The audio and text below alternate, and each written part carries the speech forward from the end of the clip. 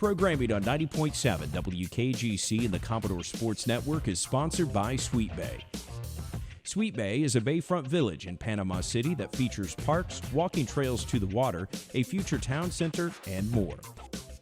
A community connected at the water's edge, Sweet Bay. More information about Sweet Bay online at sweetbayfl.com or 844-35-SWEET.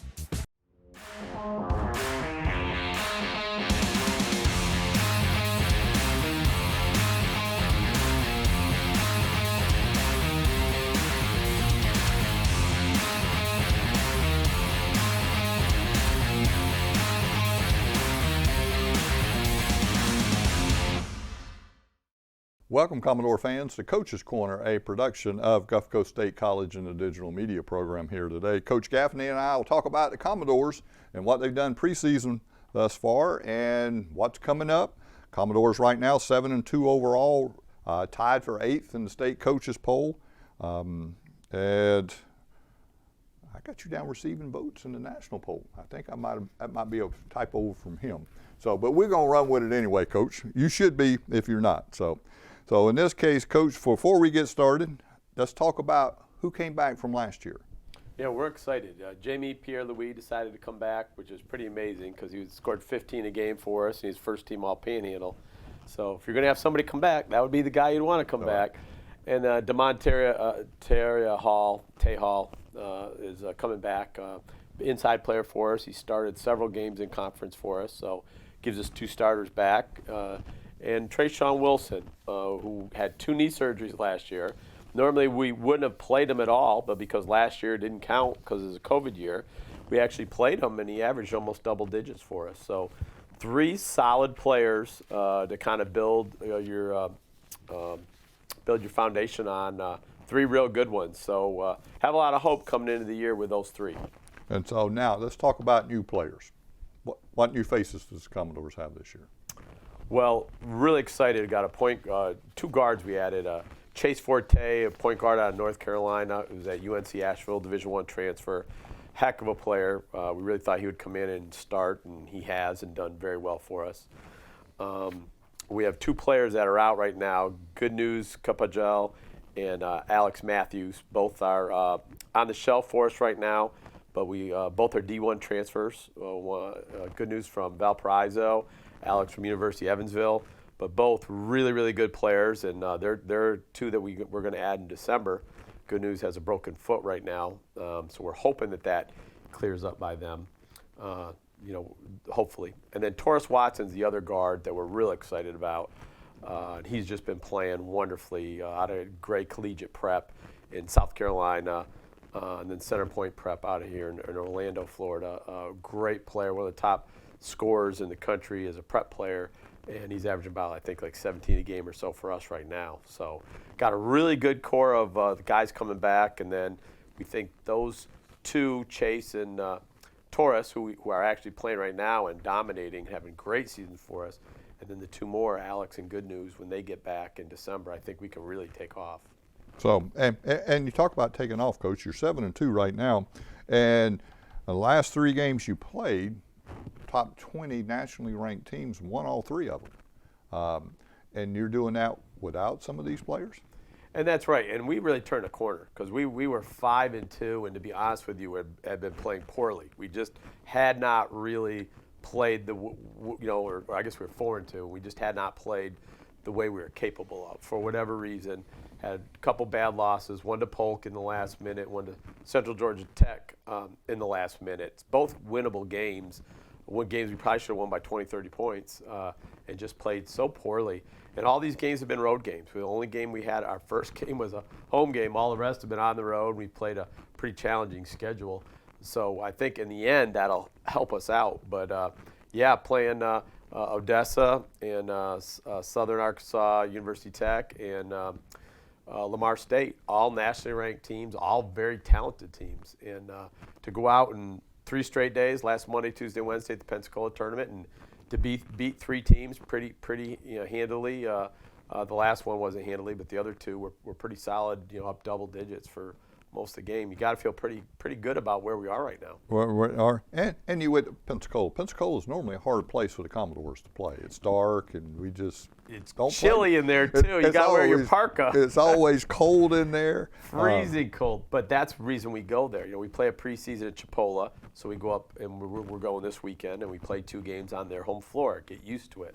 We play at a preseason in Tallahassee, play 3 games up there, get used to playing on their home floor. We go to Northwest Florida a couple weekends ago, played 2 games there, get used to playing on their home floor.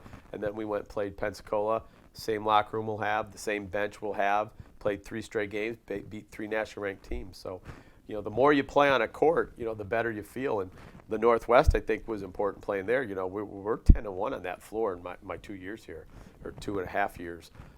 And that's where the state tournament's held. So if you're going to be 10-1 on any floor, that's a better record we have at home. You want to be 10-1 where they're going to play the state championship. And so that's why we play all these games at these sites, so that we get used to playing in those. So we're used to the cold air blowing on you at Pensacola, and you're used to the cramped quarters in this locker room or that locker room, or the enormity of a facility like Northwest Florida, which has this huge arena.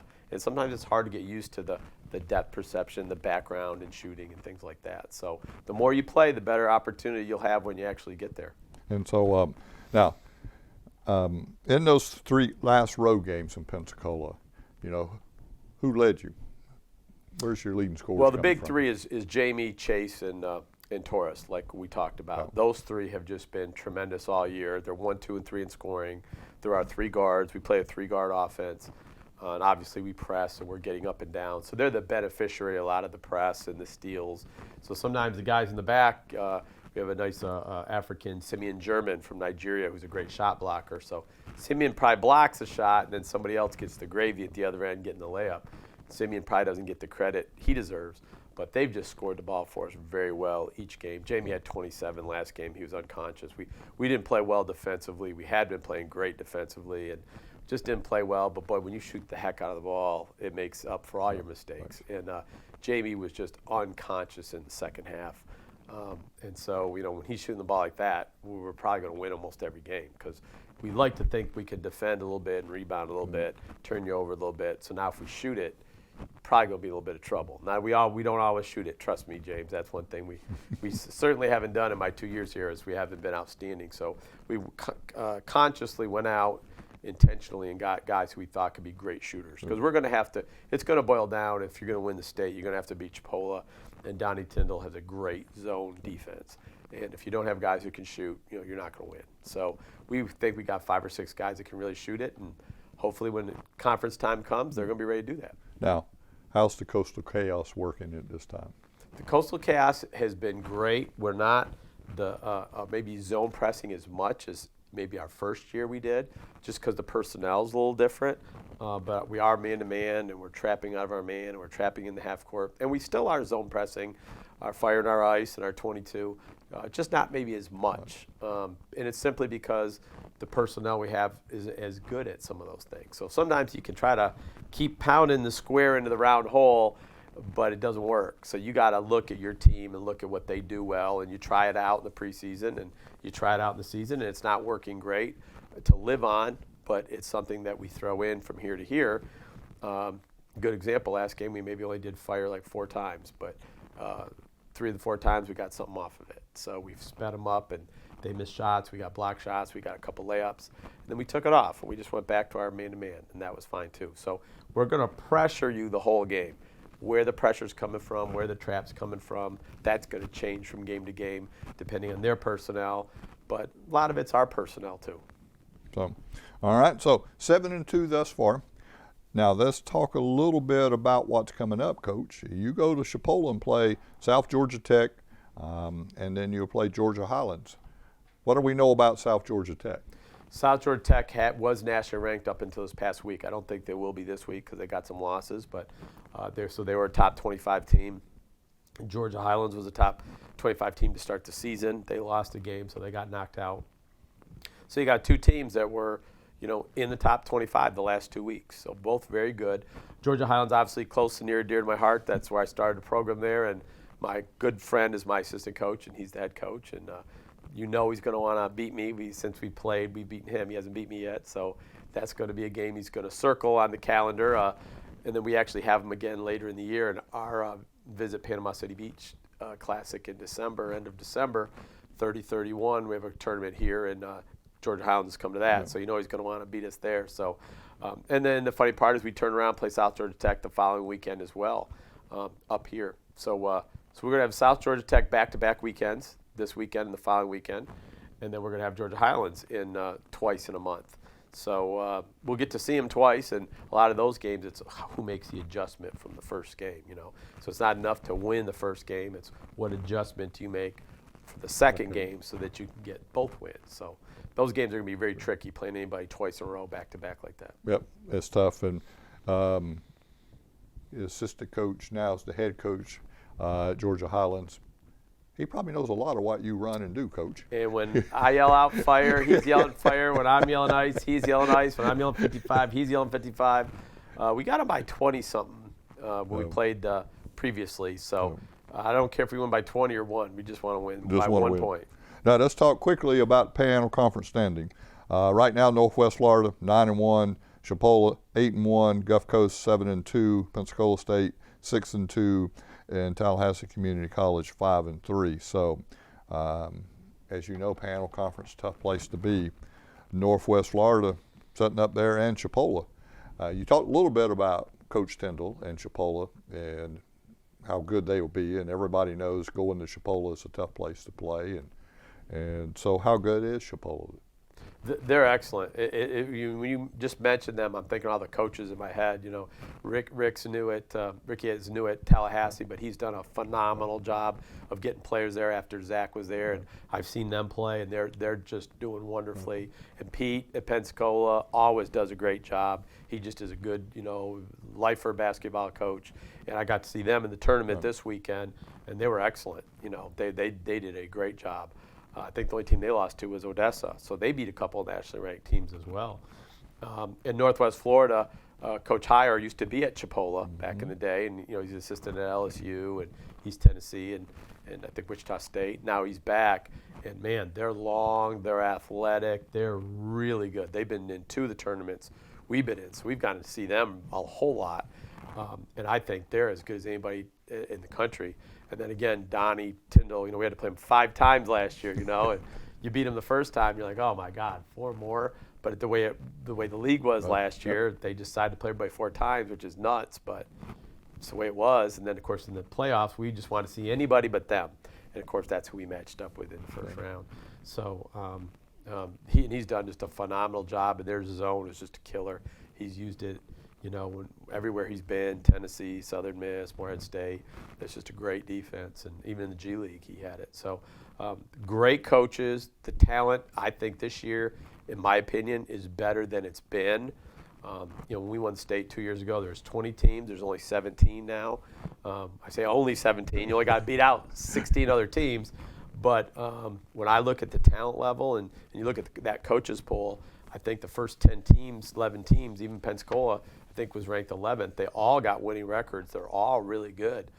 So literally out of the first 11, anybody could beat anybody. I could see Pensacola's 11th, Tallahassee's 10th. I could see them beating anybody in that. And you generally can't say that. Hey, number 1 can do number 11. No way. No. Yes, they can. And this year, I think it's going to be wide open, James. So it's going to be interesting. Although I do think Northwest and Chipola certainly look talent-wise as good, if not better than anybody else. So nice thing about it is Chipola Northwest this year twice at home, though. And that's a good part of the schedule. If you're looking at it like that, and you're saying, got to win all your home games. The old adage is you win all your home games, you win half your away games, you win the league. Right. And that's probably right. 8-4, 9-3. That's 9-3, 8-4, 9-3. 9-3 will probably get you the championship. So can we win all 6 and then win 3 ways? Boy, I don't know. But that would be the ticket. And you're right. They're the 2 best teams, so you want to play them at home. You're supposed to win your home games. Yeah. So if you can win those 2 home games against them and then, beat some of them others on the road, steal one where you're not supposed to, try not to lose one you're not supposed to lose. That's doable. 6 at home and 3 on the road, but very, very difficult. But it's what makes it fun because every single game is fun. And that's what we've done with this preseason schedule. We've had one home game in November, and it was against a prep school that beat Pensacola and almost beat Tallahassee. So they're dominating. They played 1 million games before they played us. So just a lot. Our schedule is extremely challenging, but I think it prepares us for the league. So, Coach, we're out of time. So for Coach Phil Gaffney, I'm Jamie Spaxley. We'll be right back, Commodore fans, and talk about Lady Commodores and their new coach on the Commodore Sports Network. Programming on 90.7 WKGC and the Commodore Sports Network is sponsored by Sweet Bay. Sweet Bay is a bayfront village in Panama City that features parks, walking trails to the water, a future town center, and more. A community connected at the water's edge, Sweet Bay. More information about Sweet Bay online at sweetbayfl.com or 844-35-SWEET. Welcome back, Commodore fans, to Coach's Corner, a production of Gulf Coast State College. I want to thank the folks at Sweet Bay for underwriting Coach's Corner, and first-year new head coach Rory Kuhn. And I apologize. We'll keep working on it. Came in July, Coach. Yeah. About 10 days to put together a team. Had one player come back from last year. So let's talk about, first off, how do you put together a team in 10 days? Well, it wasn't that easy. It's just, luckily, I've had a lot of, connections from being at the Division I level and just knowing a lot of people, and just literally I just lived on the phone, basically while I was up in New York getting ready to come down here. So, I just lived on the phone, called everybody I knew, and hit the transfer portal, and, just tried to, as quick as I could, and like you said, 10 days, and school started really soon to put a team together, and we've got our 11-person team, and we're playing a couple games, so we got a season going. So you're going and playing Ava Miller, returner from last year. Yeah. Played well last year, getting better. Yeah. Don't want to put words there. So, and you've seen her play some. So, what do you expect from her this year, Coach? I've been really happy with the way she's grown up. I think she's playing with more confidence. Our last 2 games, she's really been impacting the rebounding end of the floor, where she's jumping off the ground, snatching the ball with 2 hands, so giving us a lift down there, where kind of the first couple games she really wasn't doing that. But, doing that kind of gives us another dimension, and I think she's got, great length. For somebody that's 6'3", she can really move her feet. So I use her in the press, to have her length bother smaller guards, because she can really move her feet and stay in front of them. So she's been really good on the defensive end for that when we do pick up and press, and she's rebounding. And, when she combines both of those, she's pretty good for us. And I've been happy with the way she's grown, in just these 7 games that we played. So now we can talk about all the new faces. We got a whole pile of new faces. There's plenty of those. And some of them some really good ball players, Coach. Yeah, not bad, we got, Morgan Robinson, who's a transfer from Auburn, and she's been really good, kind of been our engine and motor, so far. That's got us where we want to be. Pretty good at attacking the rim. I don't know exactly what her stats are, but I know she's leading our team in scoring. So she's been good. You got Anaya Boyd coming from Georgia Tech, who's super talented. I've known Anaya since she was a sophomore in high school. I recruited her when I was up at St. John's. So she was a really, really talented player. So, getting her here with Morgan, and then filling in, Abby Cracknell from Australia, who can really shoot the ball, who's been really good, and, a couple other pieces that we put around them, Taylor Gerald, Zamani Smith, 2 good guards that can attack and shoot the ball.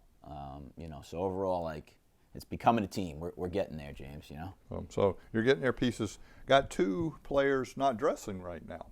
That's the other thing. So we've only been playing 9 players. That's my whole rotation right now. And in a sense, it's kind of, I think, helped us a bit, because everybody knows their role, and I've told them every night everybody's going to play. So you better be ready when your number's called, because there's no way around it. Kids are going to get tired. There's going to be foul trouble. So when that happens, hey, everybody's got to step up. The next person, just be ready. So everybody's been playing. I think last game was the only game where we didn't play one person that who had played every game previously.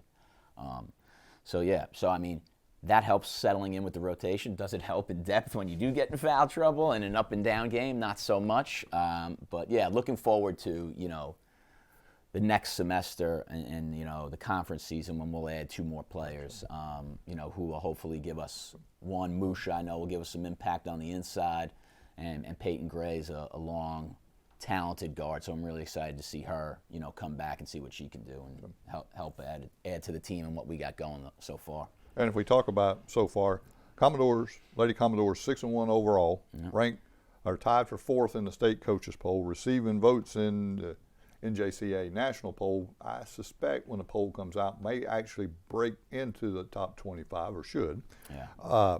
3 games your games thus far have been against nationally ranked teams.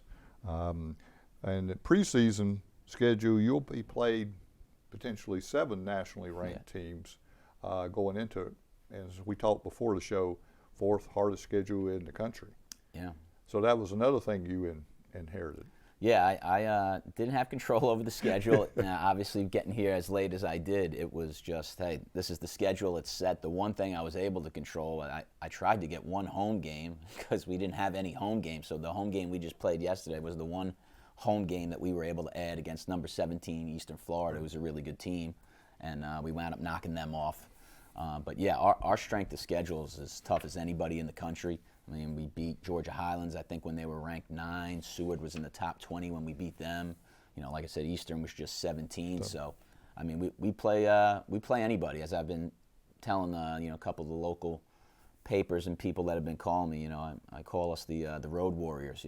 We've been living on the road, but, I think that kind of makes you a little bit tougher as you go on throughout the year and can kind of grow from it. And being on the road, the girls all together, helps build a little synergy and team bonding, and it's just you on the road. For us, you're 11, and hey, we're all together in it, and the girls have been good with that. And you talk about being sure, just back up a little bit. Yeah.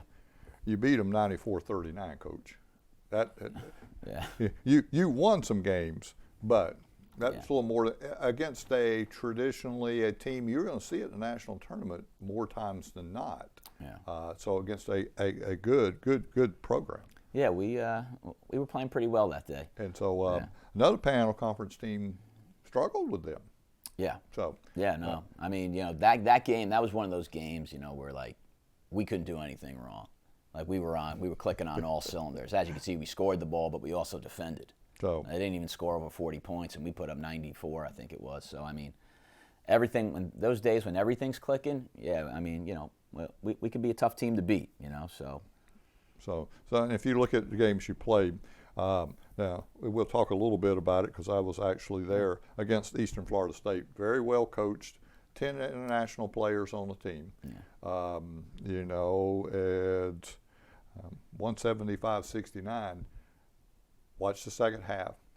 Nice thing about it, I think you're 3rd or 4th in the most made free throws in the country right now. Yeah. They're able to hit those free throws. That was Achilles' heel for the Lady Doors last year. You get to the line, couldn't knock them down. Your defense stood up well, and when you played them previously, when I watched that game, they split our defense, got inside, scored in the paint a lot. Y'all covered all of that up. So a good second half. Yeah, no, and I mean we made the adjustments, like you said, from the first time we played them, and we knew what we had to do and what we needed to, take care of. And to your first point about making the free throws, especially down the stretch, and then Morgan Robinson, she was 6 for 7 from the free throw line, and Imani Smith had some huge free throws. I mean, so I've always said, layups, free throws, you do those 2 things, you're going to give yourself a really good chance to win. I mean, and still, I think we have a higher ceiling that we can reach. We still missed a fair amount of layups, and our defense, while it was good, I think we missed a couple assignments in transition where we could have been better. That we talked about on the scouting report that we didn't really execute. And back to the layups. One thing Morgan, I think, was driving down. If she makes a layup, we go up 11. That changes the complex. You miss the layup, they come down, hit a three, and then they keep it a game. So, but we had that thing where we could have put it in double figures. So, I mean, as long as they keep growing, though, and that's what they've been doing, in practice and in the games. And obviously, it's paying off when you're 6-1, so something's working. And I just think the ceiling is going to be high, and we just need to keep working and just keep getting better. Now, what we have looking in front of you, Saturday, you're going to play Wallace State. Yeah. What do you know about them, Coach? I'm going to be honest with you, James. I don't know one thing about them. So at this stage, that should be a W for you. Yeah. I would hope so. I mean, we're going to go, obviously, today. We just played yesterday, being off day. Yep. I'll get with my assistant coach. We'll look at film and see what we can find about them. And then we know, obviously, the following day will be a better test against Shelton State. Oh, that's where I'm going to next. I know where you're going. Shelton State, ranked 8th in the country right now, makes it to the national tournament every year. Yeah. Coach Madonna up there does a tremendous job, Yeah. and that's going to be a test for the Lady Doors.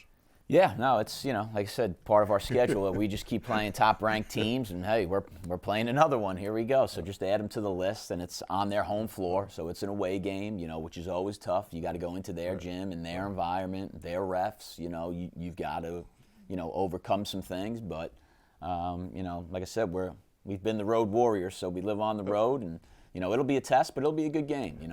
The girls will be excited for it. I know that. And that's something Lady Commodores traditionally, when Coach Scoville was here, the number of nationally ranked teams she played. Because at the end of the day, your record is one thing, but what really matters is what you hang in the gym. Yeah. And so when we step into Panhandle Conference, that's a whole different ballgame. Oh, You know a little bit about Panhandle Conference because you were at Northwest Florida with Coach DeMayo. And Coach DeMayo, great coach, so you know what it's like. You know what's coming. Yeah. But you got a whole bunch of players that may not know what's coming. Yeah, it's funny. One of the earlier, weeks in the season, I was talking to the team, and I told them, I said, I'm sorry that I told them, I said, I've done a bad job preparing you just from a talking standpoint of what to expect when you play.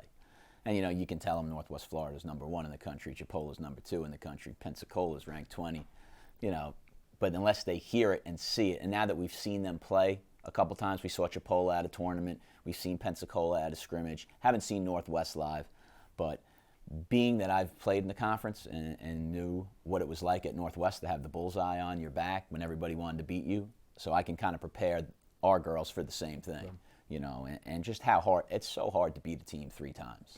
Just the Panhandle Conference, that's what makes it so hard. And there's good coaches, there's good players, and you have one off night, you can't fall asleep in the Panhandle. It's not like there's 6, 7, 8 teams, and the bottom you can knock them off. This conference you can't do it. So just trying to prepare them mentally, like you said, and been talking to them more and more. So I think they're starting to get it a little bit. So because on any given night, Tallahassee's down a little bit this year, but on any given night you could get beat by anybody in this conference. And if you look at them, Northwest, defending national champions, lost 2 games last year, brought back, in essence, their entire team. Yeah. Just been there, done that. So, fortunately, Chipola and Northwest come to the Billy Harrison Fieldhouse twice. We only have to go there once. Yeah. And last year we had to go everywhere twice. So, so you imagine what it was like then. I guess I lucked out in the schedule as far as that goes. So, yin and yang, it balanced out there. So in that case, and what happens is we beat each other up. Yes. Last year, especially last year, when you play each other 4 times now in the national poll, you're starting to spread because, look, you're playing a top 5 ranked team every night. So. Every night. I mean, the way, from what I've seen, I imagine Chipola and Northwest are going to stay in that 1 and 2 spot. If not, they probably won't drop out of the top 5. And Pensacola keeps climbing, and and we're chipping away now, getting some votes, and hopefully going to be in that national poll. So, I mean, there's no easy nights. You got to bring it every night. No, but that's one thing about playing all those nationally ranked teams. It'll be a little easier to going in and beating somebody every night and not be tested. You're going to be battle tested when you step in. Absolutely, yeah. And a lot of us look forward because we open up against Northwest Florida. Yeah, I know. Yeah, they come in here. Yeah, our first home opener against the number 1 team in the country. But that's what Panhandle Conference is about. Coach, we're excited you're here. You've done a great job of putting together a team when we weren't sure we'd even have a team. And not only did you put together a team, you put one together that's winning ball games against nationally ranked teams. I appreciate the kind words, and absolutely, James. Thank you. So we're appreciative. We look forward to seeing what the Lady Doors do. So for Coach Roy, I'm James Baxley. We'll see you next time on the Commodore Sports Network.